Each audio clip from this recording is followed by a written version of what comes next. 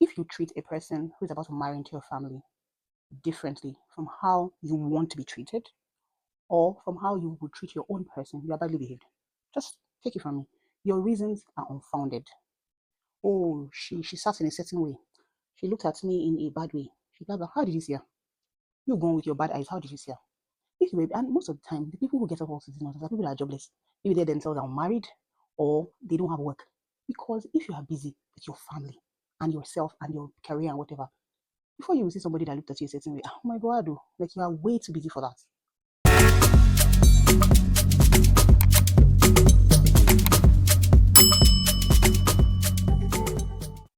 Hi guys. Today I'm going to be talking about something that is very dear to my heart. Something that it's something that needs to be talked about or we can't talk about it enough. Today we're going to be talking about the treatment of wives culturally. I don't know if this is just a Nigerian thing or an African thing or just a general thing, the treatment of wives. Oh, yeah, sorry. If this is your first time here, my name is Fumilola. I'm a double board certified pharmacist and I'm a mom of two. I recently have gotten on a journey to discover myself, and I'm hopeful that I can encourage one person to get on a journey of their own. So, sorry that I started with the topic rather than my introduction, but I mean, you can tell how I feel about this. So, today, just a little backstory as always as to why this video is getting made. Recently on social media, there was a conversation someone posted about how cooking at a family gathering, was something that was not a flex for wives. And there were different takes. And some people were like, oh, if you love your husband, you'll sacrifice and blah, blah, blah. So today I decided that I wanted to talk about something that I'm always so passionate to talk about treatment of wives in families. Okay, guys, let's get into it. So, first of all, there's nothing wrong in cooking at a family gathering for people who enjoy cooking for large gatherings. I like cooking. I mean, any of my friends would tell you that if I step into your house when you're doing something, I can cook. My mom's a caterer. Before she started hiring chefs and ulukos, we used to do the cooking. I don't have a problem with that. But would I cook at my in-laws gathering? This is a different conversation because it's not about the cooking most of the time. It's about the need to bring down the wife, to subject her, to lower her, to let her know that she's not in charge and you're in control. Now, there's nothing wrong. Like I was talking to my friend Debs yesterday. I said, what is wrong in mommy? Even if we want to do it for the bonding, we can all sit down by the fire. The Olokos will be doing the jobs, right? Sorry for those who don't speak Yoruba. Olokpo is like hired cooks, like the cooks, the people who do the large batch cooking. You and your sister-in-laws and your mother-in-law can sit by the fire with the Olokos. Let them do the work. You didn't come to this life to suffer, right? It's for the bonding, right? Let us all bond. But I've seen situations where someone wants to hire an Olokpo, and that person's like, but we have wives. Why do you want to waste money? Did they tell you that they don't like soft life? And even if they don't like soft life, allow them to go there and be the ones to suffer their head by themselves. But like maybe because I come from a home where we take care of our wives, right? We call out the BS of the family members that we know that are troublesome. We don't take it lying down. We don't allow them to walk all over other people's children because we have daughters. And in fact, when I was growing up, I thought that people pampered the wives that married into their family. That's what I thought, right? Because my grandma was a troublesome person. I give it to her. But we used to call her out. Her daughters used to call her out. I remember my aunt, she's a matron. She's called my grandma when she tries to harass my uncle's wife or whatever. Like, we would call out your BS. No, you can't treat someone that way. My uncle's wife would come to our house then. When she's coming, she's basically coming for around 100 or more or whatever. My sister and I would take care of her kids. She would bring her laptop loaded with movies she has been trying to watch. And it's a vacation. Like, so I thought that that's what it was. I thought that's how wives were treated. When I grew up and got married, reality check, that's a conversation for another day. If I start that video, we're never going to leave here. So, my preamble rambling over, I'm just going to talk about a few points that I think that we need to address. So, I feel like the two sets of wives who suffer the most in our culture are the people who marry the firstborn / breadwinner or person who starts to make money first. If your husband fits into any of these categories, you're in for it. If you marry the lastborn / last son, you're in for it as well. Now, the two angles, right? The firstborn / breadwinner / the person who starts to make money first angle is usually this person gets married before all their other siblings get married. So The other siblings have no idea what it is like to be married or like to commit their lives to someone. There's also jealousy. There's also this feeling that someone is coming to snatch away the person who takes care of you all, and you're protective of that, right? The first problem is that the people who are feeling affected don't even tell themselves the truth as to why they're being mean to the person who wants to marry into their family. They say things like, oh, she's not nice, I don't like the way she blah blah blah. But you need to tell yourself the truth. You're jealous. You're either jealous or you're insecure. It's one of both. Or even more negative things. But you need to first of all self-identify why you're feeling the way you're feeling. You need to be aware, which is, self-awareness is something a lot of people don't have. But you need to be aware of why you're feeling the way you're feeling, right? You need to self-inflect, tell yourself the truth. Maybe it will help you, maybe it won't, but at least know your why first. Don't lie to yourself and say, oh, that person is rude, that person is mean, da, da, da, da, da.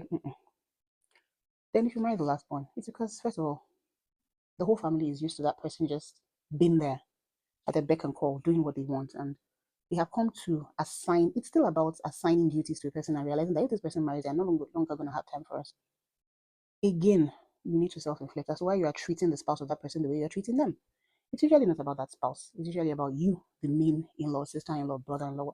Because you'd be surprised that men are also mean to the wives that marry into their family. Previously it used to be, oh, the women, the sisters and the mothers, women are the blah blah blah, patriarchy, la la la. No, men are also involved in being mean to the people that marry into their families. In fact, you find men making requests of new wives that they wouldn't allow people make of their wives. Because in their mind, their wife is their family, but this person is an outsider they can treat anyhow. You know? Like, so we need to first of all reflect as to the reason why you're being mean to this person. And 90 something percent of the time, it's about you, not about that wife that you're being mean to. Because remember that she's also coming from somewhere, right? She's someone's daughter. She was raised, she was trained. And then you guys give her all this negative energy and you expect her to do what exactly? To take it and then aura for aura, aura for aura. We all know the badly behaved members of our families, and we should make it a habit to call them out on their bad behavior. We all know that auntie or that uncle or that sibling who is badly behaved, who everyone avoids for certain reasons. And then when they bring your wife into your family, you allow that person to walk all over them. Nobody to call them to order, nobody to, God. And you hear them telling the wife stuff like, oh, that's how the person is. So we all just manage him or manage her. Don't worry, you will learn how to manage him or her with time. Woe betide that wife that comes from a home that is filled with love. That doesn't understand how a person can be ill treating another person. Like, she can't get it. She's just like, no, this is not how to behave. My father wouldn't talk to me this way. Why would this person talk to me this way? My mother wouldn't treat me this way. Why would this person treat me this way? Why should I allow this person to treat me this way? Like, his husband I came to marry. I did not come here for slave trade. Like, what is this about?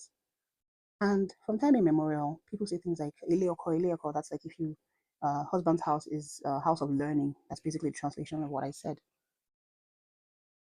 But why do we have to learn suffering? Why can't we learn better things? Why can't we learn love? Why can't we learn pampering? Why can't we learn soft life? Why does the echo have to be full of hard knocks? Why does it have to be how to respect your husband's little sisters that were bedwetting when you met them? Or why does it have to be how to take crap from your husband's auntie who has no manners and everybody knows she has no manners, but you gotta stay there and take it? Like, why? If you're a woman who comes from a home where you guys speak frankly to each other and everything, then you go and marry into one of all these traditional homes. Your patience and endurance just begun. Your school of hard knocks learning is just starting. So like, why? So just for emphasis, if you treat a person who is about to marry into your family differently from how you want to be treated, or from how you would treat your own person, you are badly behaved. Just take it from me. Your reasons are unfounded. Oh, she sat in a certain way. She looked at me in a bad way. She blah blah. How did you see her?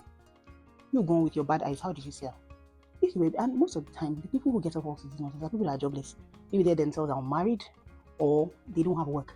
Because if you are busy with your family and yourself and your career and whatever, before you will see somebody that looked at you a certain way, oh my God, like you are way too busy for that.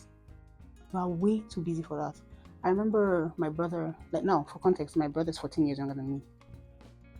I remember when they were talking about something and they're saying, oh, we're talking about his girlfriend. And I think he said something like, oh, I would be there to help him know, blah, blah, blah. I'm like, guy, I know they interfere for married people matter. You bring your matter, come meet me, I advise you. If you don't bring your come meet me, I know they see person. Like I'm too busy for that BS. Is it by the time with all the things that are going on, I will have time to see that my brother's wife sat a certain way, or looked a certain way, or blah blah a certain way. Like I don't understand. And like you're badly behaved. That's just what it is.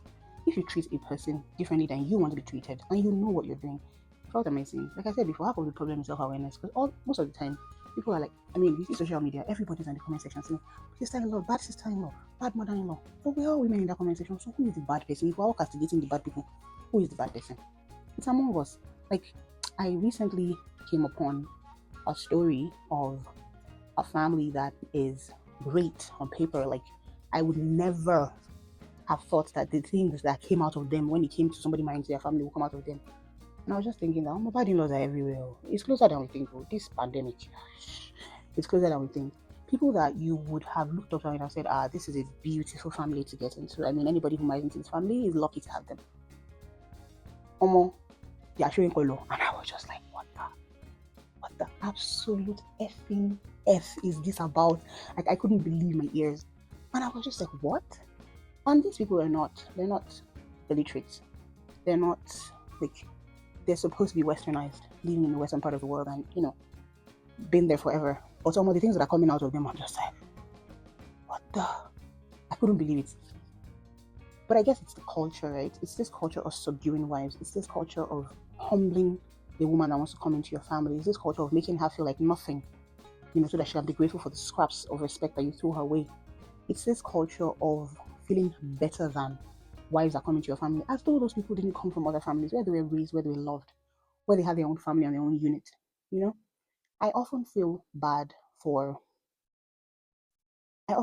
orphans or people who don't have family, because I realized fast that as a woman, when you're getting married, your family is important to you, especially if you come from a family that is filled with love, where you're also tightly knit and all up in each other's business. And, I realized that you need to be loved at home for you to actually understand that every maltreating you where you're going, because some women take this maltreatment and they say, oh, that's how it is, that's how in-laws are.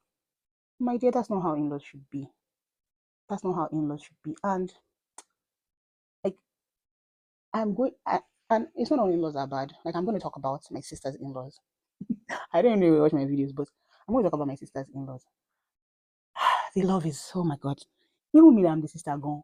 I'm receiving part of the love. The love it is how in-laws should be.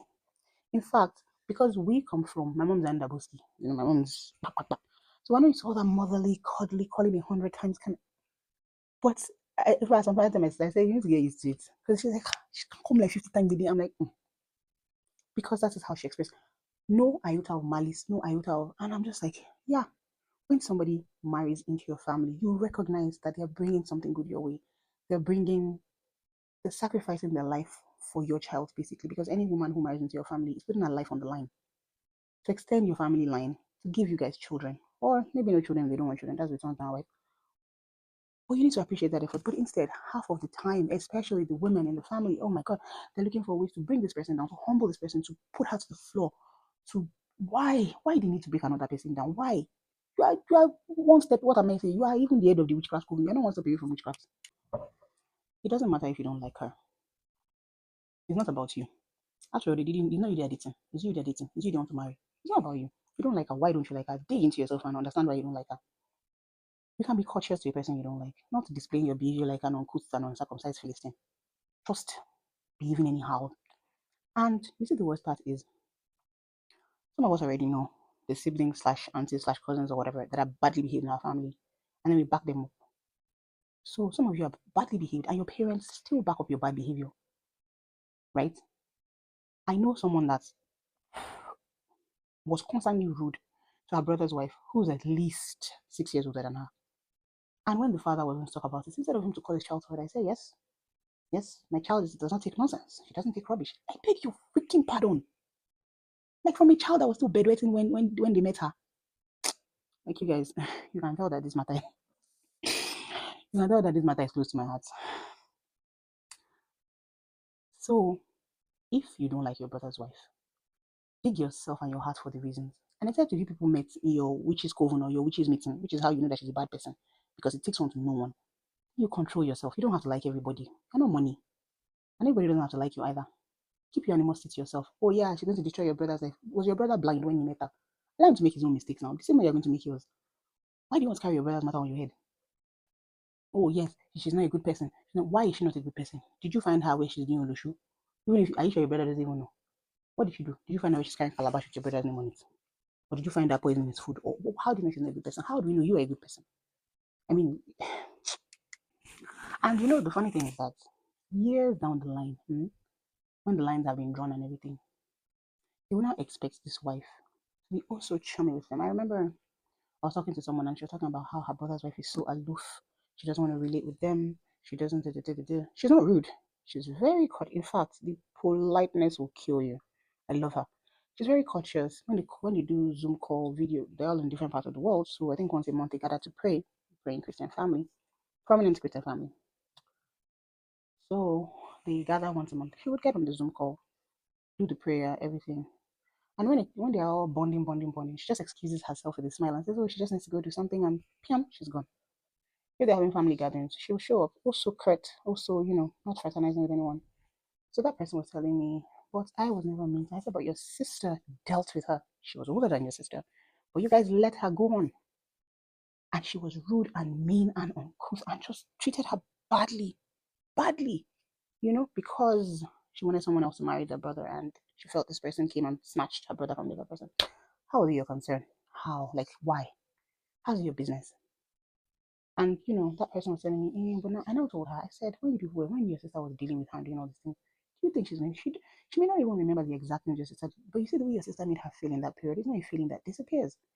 And so I now related someone else to her who the bride was her own family member. And I'm like, okay, look at this person and look at the way the in-laws have treated her. She's like, yes. I'm like, do you expect her now, a decade plus, 2 decades later, to fraternize with the family? And she said, no, that's not, she should better not. That's exactly how that person, your sister-in-law, feels. I said, because the feelings don't go away. It is not about forgiveness. You can forgive somebody, but you don't forget how they made you feel. You don't forget the small that they try to make you. And I mean, I remember a story that an MFM family counselor once told. She was like, oh, in this her bid to try to excuse why wives are badly treated and why wives should take it. Now, this is not an indictment on the MFM family counseling because they actually really give really good advice. But in the middle, there's always somebody that thinks that they know better than everybody else. So there's this woman. And then she was like, oh, she remembers when her brother's wife married into their family. That there was no insult that did not insult her, but that she took it. And before you know what's happening, when she's coming, she'll buy this for this person, buy this for that person. That 10 years down the line now, the whole family cannot move on without her, and now they all love her and blah blah blah. And I was like, in my mind, I was like, why did she have to bribe her way into your family's love? Why did she have to deceive you people into thinking that she actually likes you? Because she probably doesn't. No one can take that amount of insult and still be all loving to the people who insulted them. So why are we doing this? Okay, I'm going to end my rant now because I'm sure you guys can tell that I can go on about this issue forever and ever. And I'll end my rant with a few things. Please be kinder to people who marry into your families. And I'm talking to you people that have brothers, because most of the time the woman's family is all so nice and accepting. Even when the husband is a rubbish person, they will still treat him kindly. They will still treat him nicely, right? So, this is my plea to you. Self-reflect. Understand why you are behaving like a witch in training or a wizard in training. Excuse me. Understand why you're behaving like a wizard in training. And address the issue or the problems you have with yourself within yourself. Don't carry your bad behavior outside. Don't embarrass your family. Even if family cannot call you out on it, somewhere at the back of their mind, they're covering their faces. Treat the wives that marry into your families better. They're people children. And you, auntie, that is unmarried and wants to die on top of the wife your brother wants to marry, move on with your life. Nobody said, if you don't want to marry, that's fine. But don't make your brother's wife uncomfortable. Some of you are even too young to be married, so you don't know what it is. And then you grow up and then you marry, and the shaggy that they show you there is befitting. Now this cycle continues. Who's going to end it? Let us end it. It lies with us. Behave ourselves. I pray to God every day to give me the grace to be a good sister-in-law, to be a good mother-in-law. When I'm training my son, I often I want the wife that he will marry to pray for me. To pray for me, to say yes, not mommy kiletoy. What did you raise? And to make matters worse, the badly behaved and badly raised men are the one whose families are coming to feel as if, they are doing you a favor as a woman because you're marrying into their family. No, you're literally the forest. Not even what do you bring to the table, you are the table. No, dear. You are the tree that they are going to use to carve the furniture in the house. Because without you, it doesn't stand. So, yeah, thank you for coming to my TED Talk today. My rant is officially over. Please remember to hit the like button, remember to subscribe, and remember to share this video to other people who are feeling the way that I'm feeling right now about this issue. Because I feel like this video is going to be long because I was just talking and talking. Just in case you might need to split this video into two, but no, I think I want to vent all my vents in one video, even if it's long. You can watch it on times to speak. Bye guys, I appreciate your time always. See you in my next video.